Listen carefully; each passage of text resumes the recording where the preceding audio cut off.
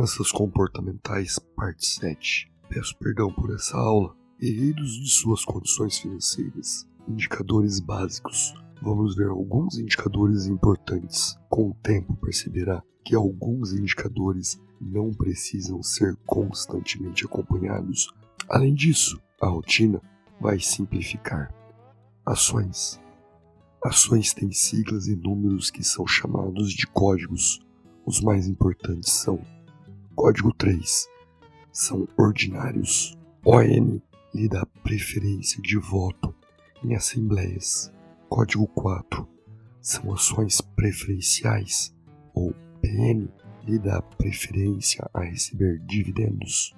Códigos 5, 6, 7 e 8 são ações preferenciais com classes diferentes, A, B, C e D. Código 11, Units, são pacotes de ON mais PN. As ações são vendidas em lotes de 100.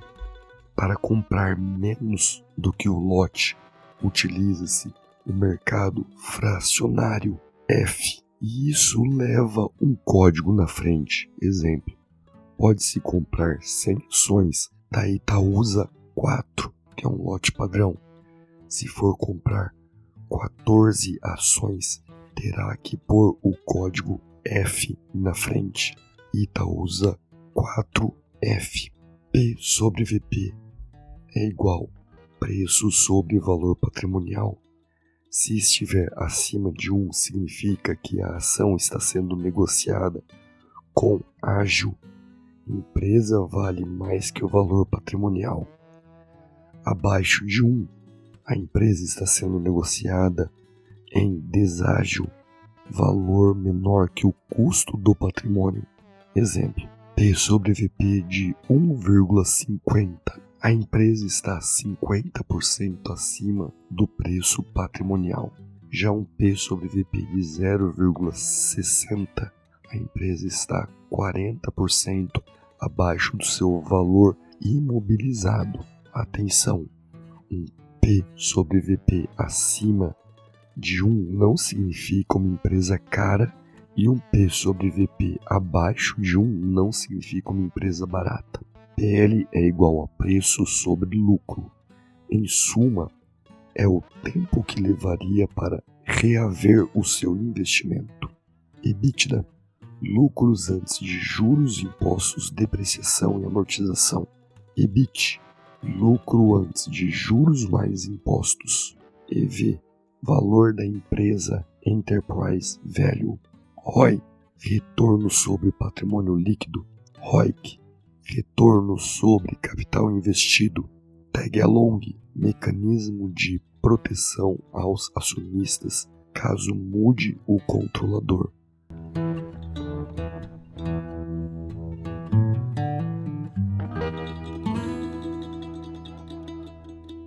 Não se assuste, com dedicação e tempo isso virá por osmose.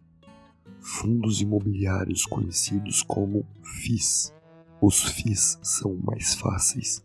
Temos que ficar atentos aos gestores, criar os crivos, buscar setores seguros como os de laje corporativa, shopping, galpões, logísticos. Cuidado com os de papéis quando a inflação está alta.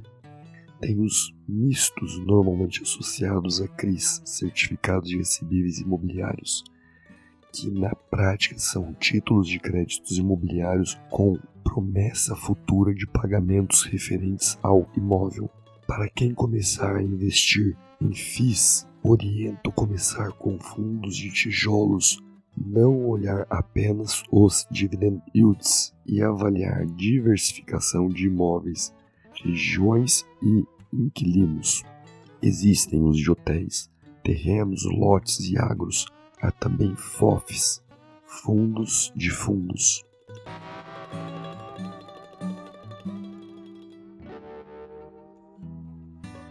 Os FIIs têm taxas de administração que podem variar entre eles. Um bom gestor merece, e quanto mais ele ganhar, mais nós ganhamos. FOFs são FIIs dentro de fundo. Então, ao entrar em um FOF, você paga as taxas individuais dos FIIs dentro dele, mais a taxa do gestor do FOF. Nesse caso, pode pensar, seria melhor comprar individualmente cada FII que me interessa dentro do FOF e pagar apenas a taxa do gestor do fundo imobiliário. Mas normalmente a gestão do FOF é ativa, isso é, ele vai trocando à medida que for necessário, na opinião dele, claro. Algo que seria difícil fazer individualmente. Além disso, muitas vezes os FOFs são negociados abaixo do preço patrimonial. O valor dessas empresas pode ser absurdo, pode pensar uns. Em relação aos valores, vou lhe mostrar algumas empresas. Só não se espante com os valores delas. Cotações de abril de 2023. Atenção, não é uma recomendação de compra. Ações. Safra 3, R$ 3,63. Saneamento. Itaúsa 4, R$ 8,34. Holding do Banco Itaú. ASB 3, R$ 9,66 de energia. BRSR 6, R$ 9,68.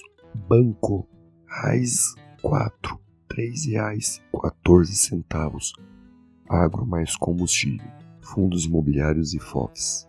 MXRF 11, R$ 10,28. Fundo misto. VGHF 11, R$ 8,68. FOF. Observação. A ideia em mostrar essas empresas ou fundos imobiliários é só para saberem que os valores não são absurdos como alguns imaginam. Achou que seria mais caro que um lanche ou um suco, não é mesmo?